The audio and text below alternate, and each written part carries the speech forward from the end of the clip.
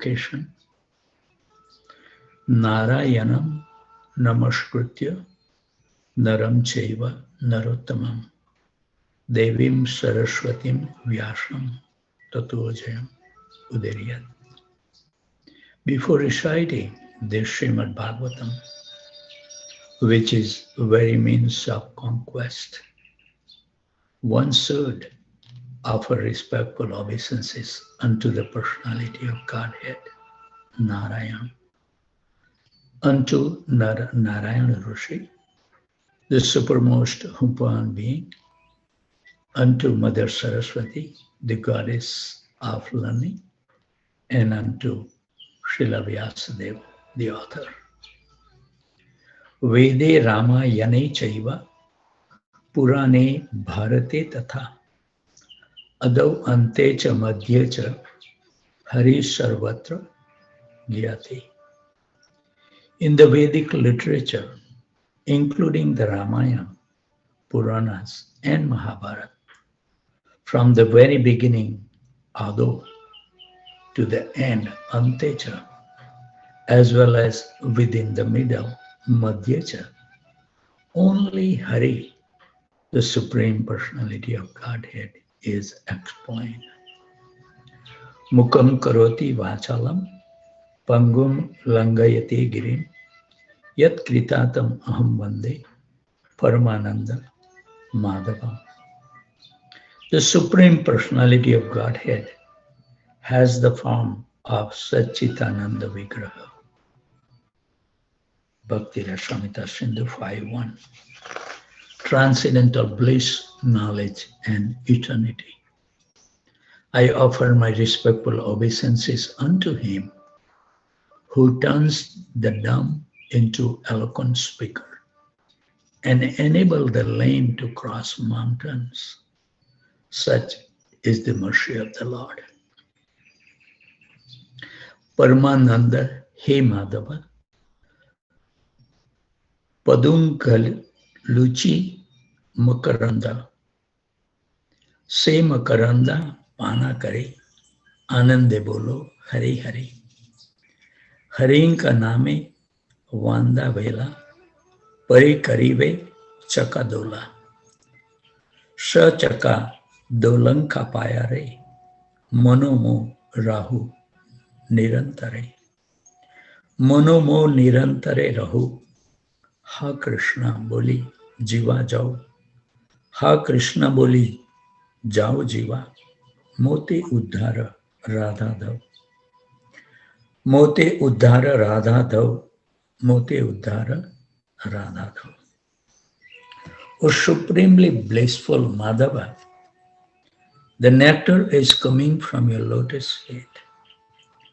Drinking that nectar, I blissfully sing Hari Hari. Taking the name of Hari, I'm binding a rati on which Lord Jagannath will ferry me across the ocean of material existence. Binding a raft, I'm binding a raft on which Lord Jagannath will ferry me across the ocean of material existence. May my mind always remain at the lotus feet of that Lord Jagannath, who has very large round eyes. In this way, I call out, Alas Krishna, and give up my life. O husband of Radharani, please deliver me. Dharma prayojita kaitava traparmo nirman saranam satam vedyam vastam van atra vastu sivadam tapa troyun mulanam. Srimad Bhagavate Mahamuni krute kimva prarei iswaraha sadya rudhi avaryudhyate trakritivi shushubhis tat krishnat. Completely rejecting all religious activities which are materially motivated, this Bhagavad Purana propounds the highest truth, which is understandable by those devotees who are fully pure in heart. The highest truth is reality distinguished from illusion for the welfare of all. Such truth uproot the threefold miseries. This beautiful Bhagavatam, compiled by the great sage Vyasadeva in his maturity, is sufficient in itself for God realization. What is the need of any other scripture? As soon as one attentively and submissively hears the message of Bhagavatam, by this culture of knowledge, the Supreme Lord is established within his heart. I don't know, someone has unmuted their phone. We kindly request. Hare Krishna, keep unmuted. Nigama kalpa taror galitam phalam sukha mukha amruta dravasham yutan pibata bhagavatam rasam alayam muhur aho rasika bhuvi bhukaha. The Srimad Bhagavatam is the essence of all Vedic literatures, and it is considered the ripened fruit of the wish-fulfilling tree of Vedic knowledge. It has been sweetened by emanating from the mouth of Shukadeva Goswami. You who are thoughtful and who relish mallows should always try to taste this ripened fruit. O thoughtful devotees, as long as you are not absorbed in transcendental bliss, you should continue tasting this Srimad Bhagavatam. And we are fully absorbed in bliss, you should go on tasting its mellows forever. Anartho Parshanamam Saksat Bhakti Yogam Adhuksaya Lokasyaji Jhanato Vidvams Chakre Satvata Samhita. The material miseries of the living entity, which are superfluous to him, can be directly mitigated by the linking process of devotional service. But the mass of people do not know this.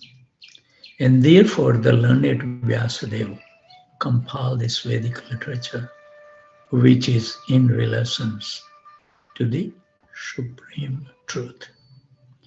Yasyam vai shuyamanayam Krishna param purushai bhaktir utpadate pumsha shokamoha bhayabha. Simply by giving oral receptions to this Vedic literature, the feeling for loving devotional service to the Lord Krishna, the Supreme Personality of Godhead, sprouts up at once to extinguish the fire of lamentation, illusion, and fearfulness.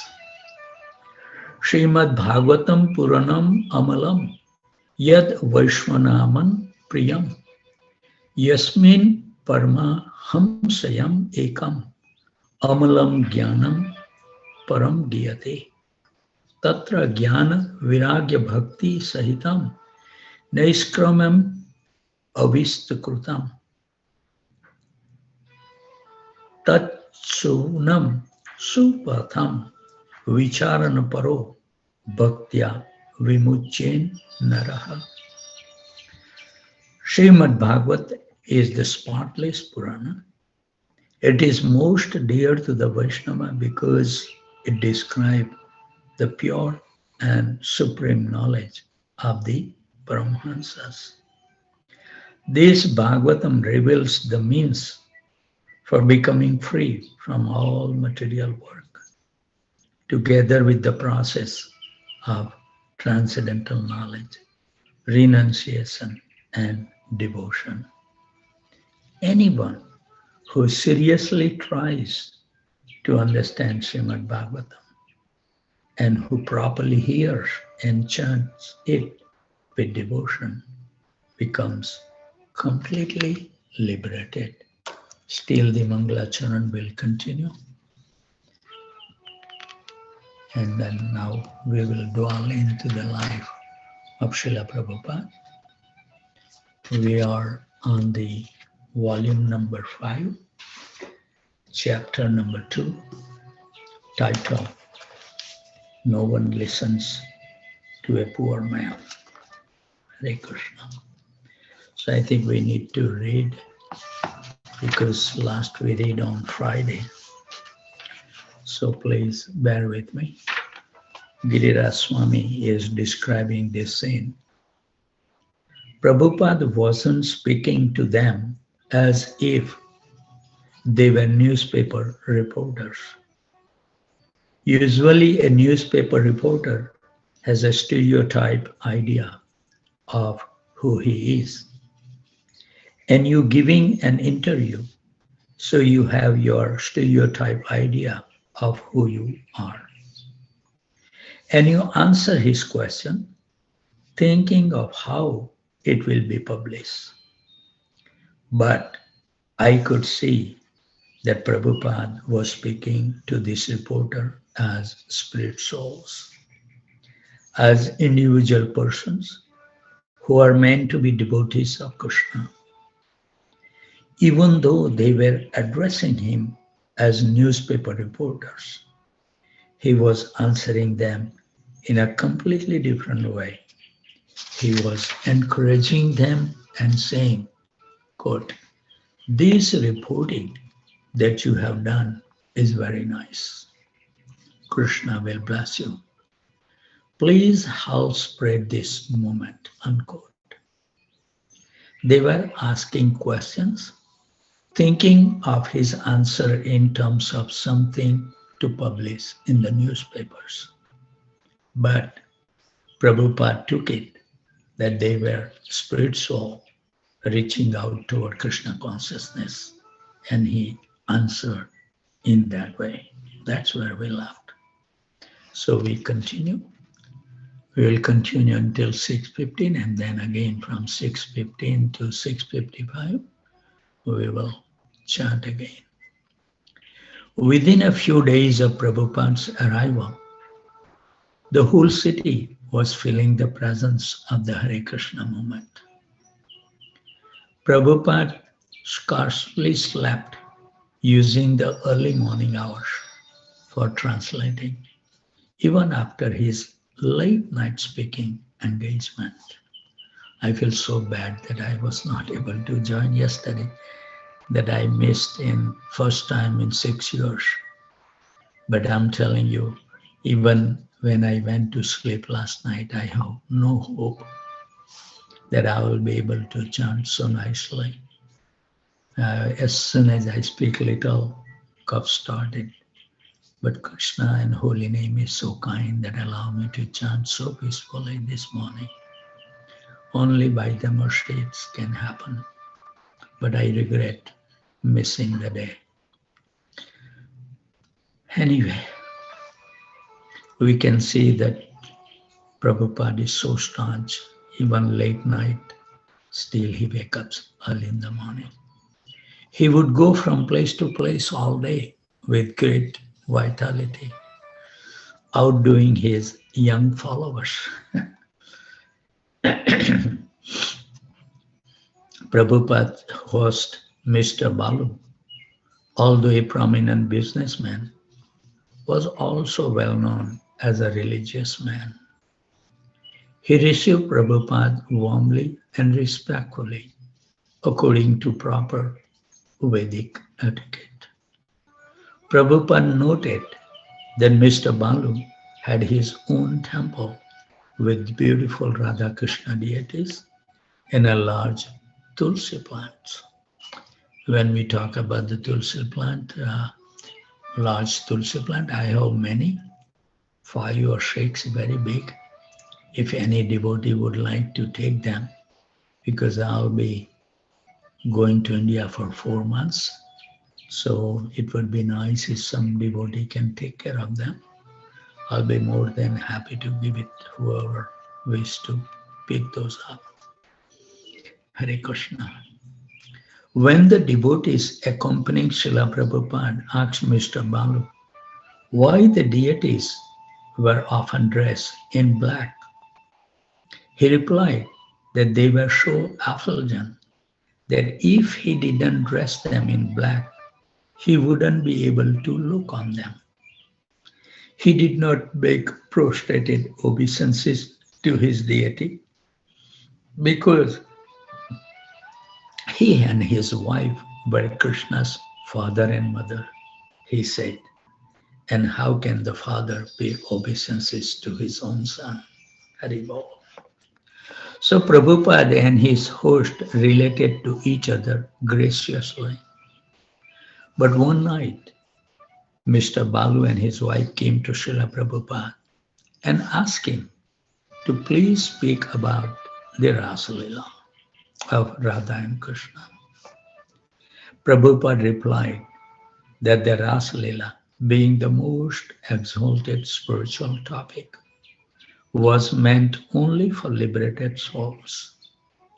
Only one completely free of material desires, Prabhupada explained, was fit to hear the Rasalila.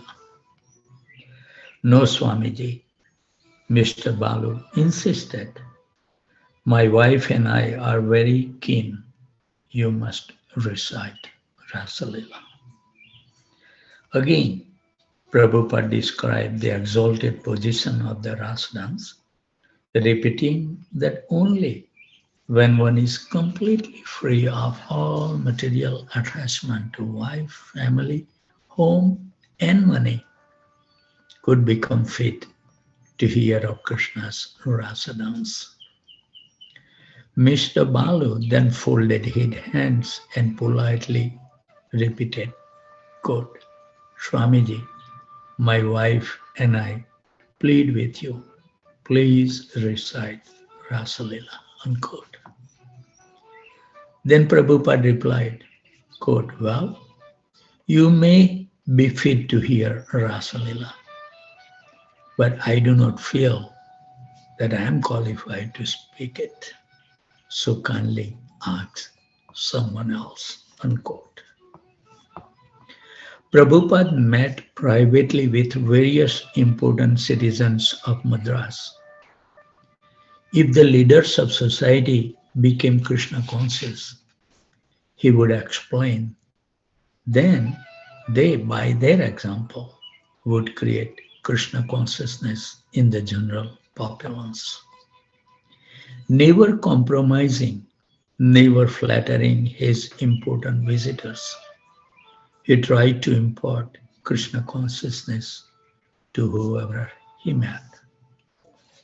He met with the governor of Madras, K.K. Shah, a staunch Mayavadi and follower of Shankaracharya.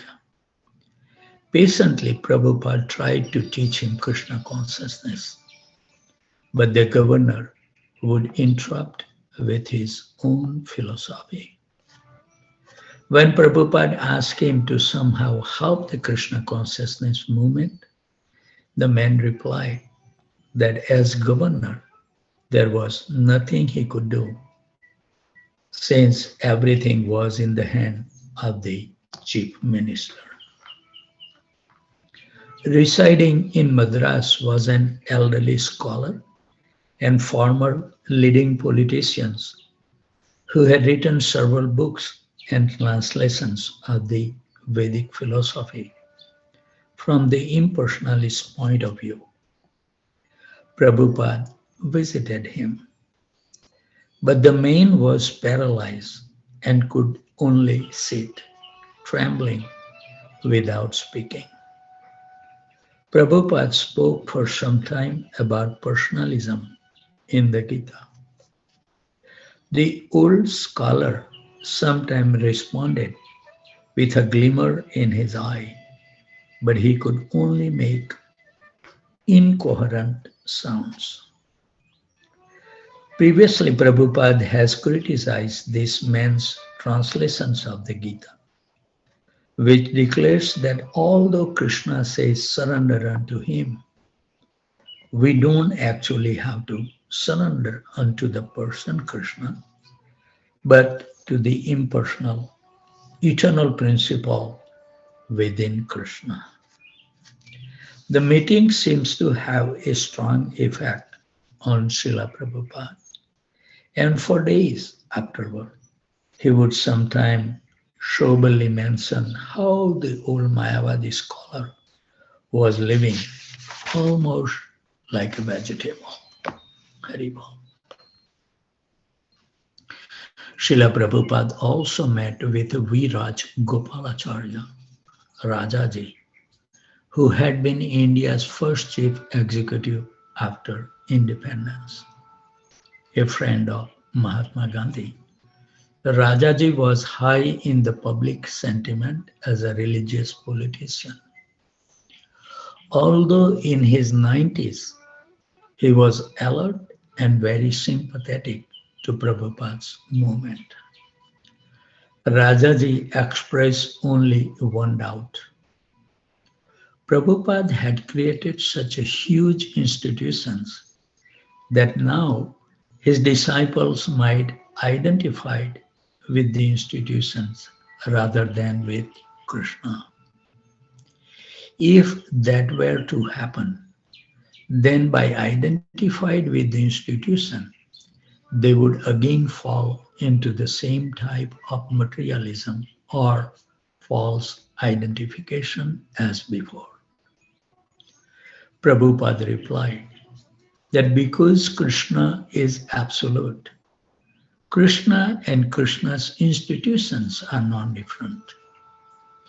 To identify with Krishna's institution was to identify with Krishna directly. And Rajaji was satisfied by Prabhupada's answer. And after a pleasant conversation, the two friends parted. Prabhupada received an invitation to Chief Justice Veeraswamy's home. The two became friends, and the Chief Justice requested to join the Krishna consciousness movement as soon as possible. He liked Prabhupada's followers, especially 3-year-old Saraswati, and gave her a 6-inch silver murti of Krishna playing a flute. Another evening, Mr. Veeraswamy came to see Prabhupada, and Prabhupada mentioned that he thought Saraswati too young to have such a valuable silver murti, and that he had taken it from her and was going to give her another one. But while they were talking, Saraswati burst into the room and ran to her mother, crying, "Krishna is gone." Srila Prabhupada then called her forward and asked, "Saraswati, where is Krishna?" In anxiety, Saraswati replied, "I don't know. Someone took him." Prabhupada repeated, "But where is Krishna?" Saraswati replied, "I don't know." Quote, "Is he under this cushion?" Prabhupada suggested. And Saraswati ran over to the cushion Prabhupada pointed to. She picked it up, but Krishna was not there. "Is he on the shelf?" Prabhupada asked. Saraswati ran to the shelf, and her eyes darted in all directions. "Where is Krishna?" Saraswati began appealing to the faces of the devotees, glancing at their hands, looking behind their backs, searching everywhere. Prabhupada, intently watching Saraswati, began reciting a verse about the 6 Goswamis. हे राधे व्रज देवी के च lalite hi nand suno kutaha. This is the mood of the Goswamis, he says. They never said, now I have seen God, now I'm satisfied. No. Rather, they were saying, where is Radha? Where is Krishna? Where are you all now? Are you on Govardhan? Or are you under the trees on the bank of Yamuna? Where are you? In this way, they express the mood of Krishna consciousness. So this is very nice.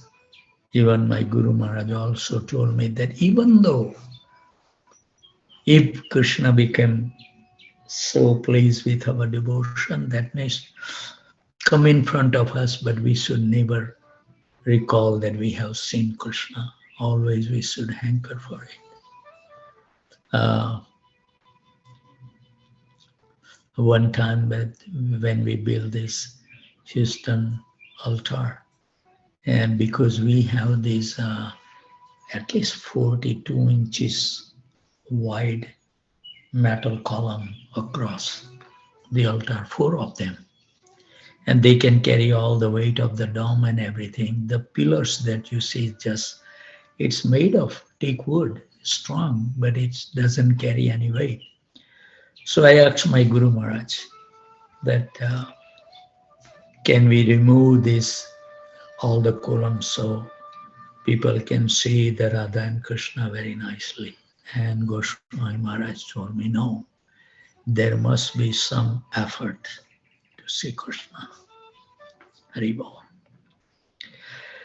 Saraswati's anxieties had become heightened to the point of tears.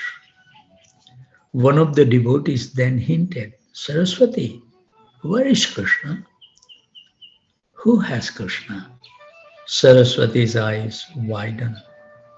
She exclaimed, Prabhupada has Krishna. And she rushed up to Prabhupada, convinced that he was holding Krishna. And Prabhupada reached behind his seat and pulled out a small Krishna Murti, similar to the silver Krishna he had taken from her. Quote, here is Krishna, Saraswati, Prabhupada said. Saraswati was in ecstasy. All the devotees were struck by Prabhupada's exchange of devotional feelings with even a small child. By his expertise, he had created within her a mood of separation from Krishna. Prabhupada continued explaining to the Chief Justice about the mood of separation from Krishna. All our Acharya has advised us to also get into the mood of separation, how to serve, and which is very, very nice because we, all of us, know that day will come that we may lose our Guru Maharaj. But these instructions are so powerful that we can show those personalities who are not present among us, we can show them by following their instructions. That's same as serving our spiritual master personally, even much more deeper, because your real love for your spiritual master or those personality that's dear to you, when they leave, how are we reciprocating with those unless we show them through our heart? And they can feel that. As Prabhupada said so many times, that I have never felt separation from my Guru Maharaj. Haribol. So we have 5 more minutes. For centuries, certain religious and social controversies had divided Madras, and Prabhupada often addressed these issues. One conflict was between the Brahmanas and the non-Brahmanas. because those born in Brahmana families had traditionally monopolized the important government, social, and religious posts. The non-Brahmanas had developed a powerful political opposition, passing laws banning such things as religious pictures. In their mundane political conceptions of the sacred Ramayana, they had even committed offense to the deities of Lord Ram. In talking with his disciples, Srila Prabhupada said, the chief justice is Brahmana. I don't think so. He may be a Kshatriya, but you can tell him that we can solve the whole problem between the Brahmanas and the non-Brahmanas. We will give facility that anyone can become a Brahmana. He simply has to follow our principles and we will make him a Brahmana. Prabhupada said, the Shastra states that in Kali Yuga, the demons will take birth as Brahmanas. Thus, this deep controversy. The so-called Brahmana, the leaders, were not satisfying the people. And Prabhupada said that anyone who followed the four regulative principles, chanted Hare Krishna, and took Vaishnava initiation could become a Brahmana, and that would solve the whole problem. They should begin, Prabhupada said, by making Chief Justice Veeraswamy a Brahmana. Mr. Veeraswamy admitted that he was already eager to take initiation from Srila Prabhupada. His only difficulty was giving up tea drinking.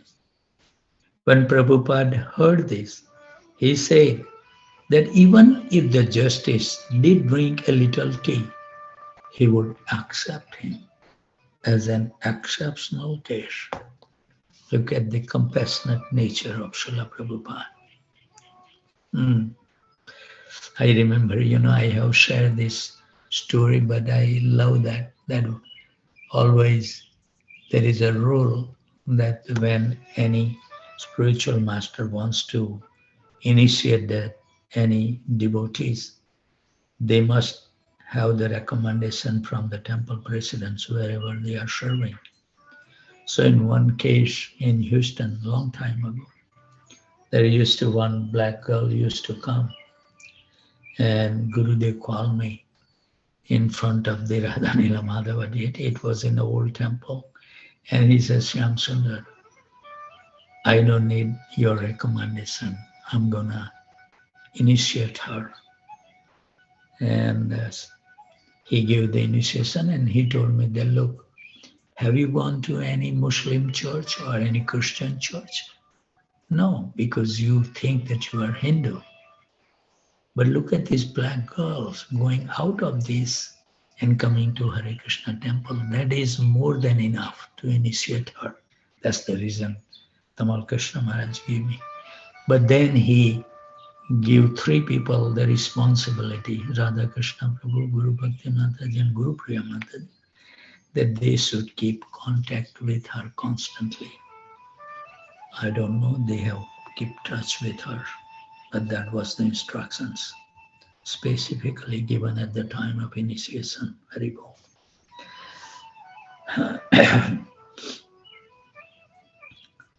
Yes, Prabhupada replied.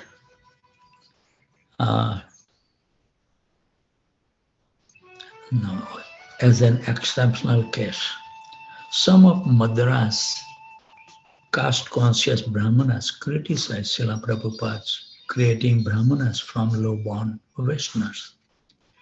During a gathering at the home of Madras Brahmana, one of the guests commented to Prabhupada, Swamiji, your disciple don't pronounce the Sanskrit very nicely. Even the Hare Krishna mantra, they sometimes do not say correctly. Yes, Prabhupada replied, that is why we have come here to get your association so you can teach us. What a great humility Prabhupada is presenting. So with those thoughts always, let's absorb in the chanting the Hare Krishna Mahamantra and make our life successful.